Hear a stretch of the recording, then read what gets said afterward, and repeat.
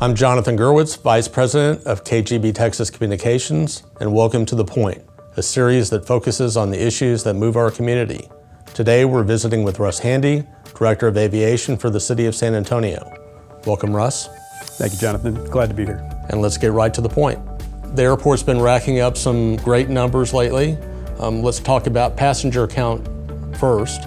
How many consecutive months of passenger growth? 21 months, and we hit nearly 9.1 million total passengers in 2017. That's a growth of over 5%. We put together a 5-year air service development plan where we planned on about 3% of growth per year in capacity, which is a pretty healthy growth, and we've achieved 13% in just 2 years alone. That's great. In March, you had a record month. That was certainly the Final Four played a role in that.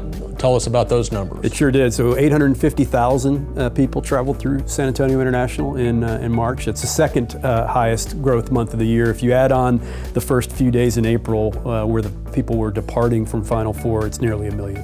Well, you've had a lot of changes at the airport over the last 6 months. Let's talk about some of those changes, beginning with the consolidated rental car facility. Tell us about the Conrack and some of the innovative features that visitors will find there.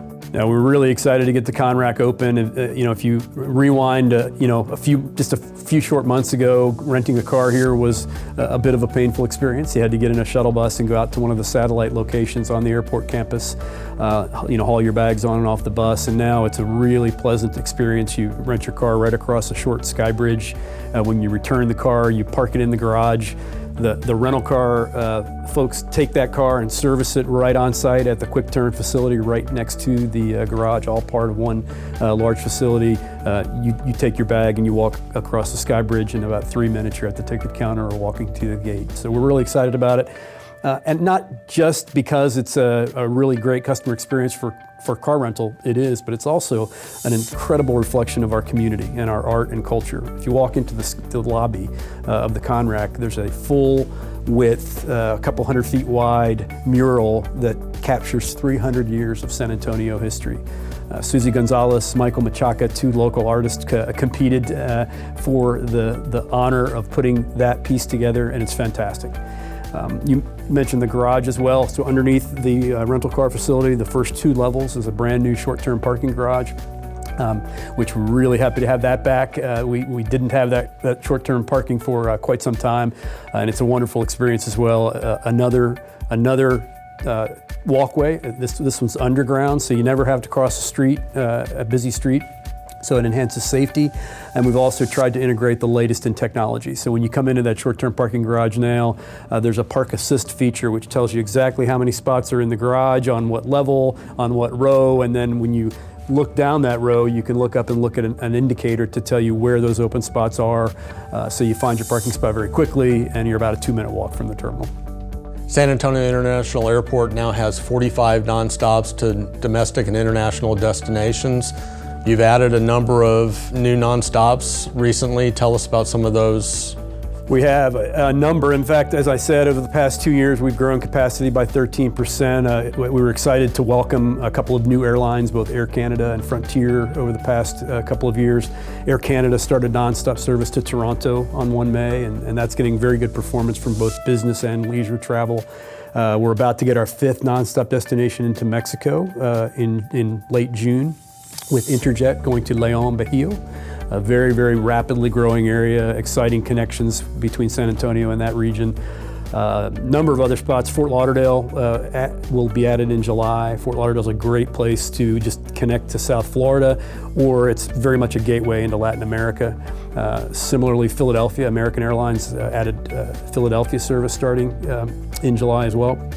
And that service will provide a great business and leisure link, but it's also a huge European gateway for that airline. And Oakland was another great example. We needed more service to the Bay Area. Our tech industry is very receptive on that flight. And just 5 examples, a number of other wonderful air service opportunities, and we feel much more to come. One of the nonstop flights that we don't have due to some arcane rules that San Antonio has been trying to get is a nonstop flight between San Antonio and Reagan National Airport in Washington, D.C. The most recent effort by the city to secure that flight died in Congress last month. What are the options? What's the future of trying to secure the nonstop flight into Washington National from Military City, USA? Right. So that has been a challenge. We have existing today a huge demand signal for a nonstop into Reagan National, and as you say, there is legislation that prevents an airline from doing that, even if it's a very smart market decision, which it is, and we have airline partners who have, demonstrated a willingness to support that if the law would allow. And so we've been working with our elected representatives, and they've been aggressively trying to get an amendment to what's called the FAA reauthorization bill, which is being negotiated now. We did have a disappointing opportunity with the House and failed to get that amendment in their part of the bill, but we're not giving up. The Senate now will bring that bill to the conference and to the floor, and so we're going to continue to work with our elected representatives. It's a really strong case.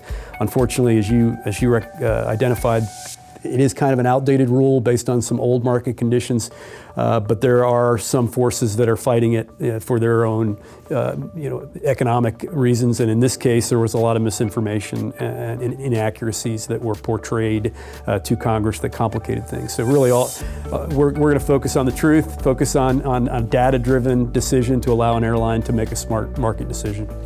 We're about to enter the summer travel season. What do San Antonians need to know about traveling from San Antonio International Airport, or about picking up friends and family who are visiting San Antonio? Well, the first thing you need to know is it's a whole lot better now than it was last summer, because a lot of our construction is over. We've widened a number of our roadways and restriped 100% new signs that are all industry standard and consistent to get you where you need to go with the minimal confusion. But I do recommend you check our airport website to familiarize yourself with the ConRack, with the parking garage, whatever facilities you may be using. The airline websites or calling your airline is also a wonderful idea. I always recommend checking on your flight at the last minute to ensure you don't make a trip that's unnecessary or early if there's an issue with your flight, especially if the weather's bad, which sometimes we get some thunderstorms in the summertime. TSA.gov is a great resource if you're not a frequent traveler, and they'll talk to you about the kinds of things you need to do to be ready to get through security very quickly. And then finally, I'd just say show up early, and if you have a few extra minutes, take a look around. Your airport is changing, and we are capturing more and more of the art and culture and history of the region right here in San Antonio International. In October, Mayor Ron Nirenberg appointed a panel led by John Dixon to make recommendations about the future of San Antonio International Airport. The airport has an ongoing process to review its strategic plan. That's an internal process. Where are those efforts going, and what kinds of issues are being discussed? So it's an exciting time to be here. You've heard a lot of discussion, both in the media and otherwise, about the future of the airport. Is this airport big enough? Do we need something else? What is the growth going to look like in the region? Our mission is to be a driver of economic prosperity for the region, not wait for the development to happen, but a driver of prosperity and get in front of that and encourage more prosperity and economic development. And so to do that, it's important that we plan. And so our last strategic planning effort was in 2010. We took on a number of projects out of that were wonderfully successful. The ConRack was one of those. And then there were a number of other things that were altered by conditions. A lot has changed in the industry since 2010. So as you mentioned, we do need to have an updated strategic plan, and we've partnered with a global firm called WSP, who's formed a joint venture to help us with that plan.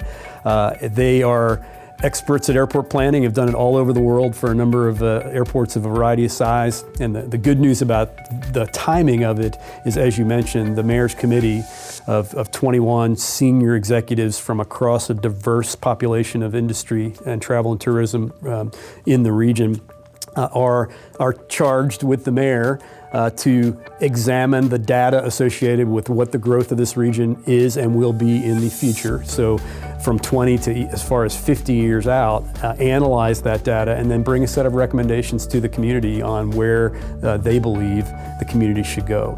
Answer those questions about, will it fit?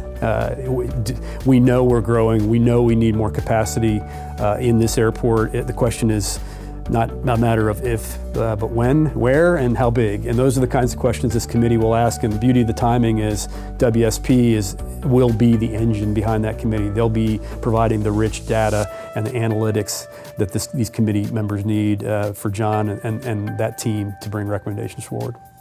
Thank you, Russ Handy, and thank you for joining us on The Point.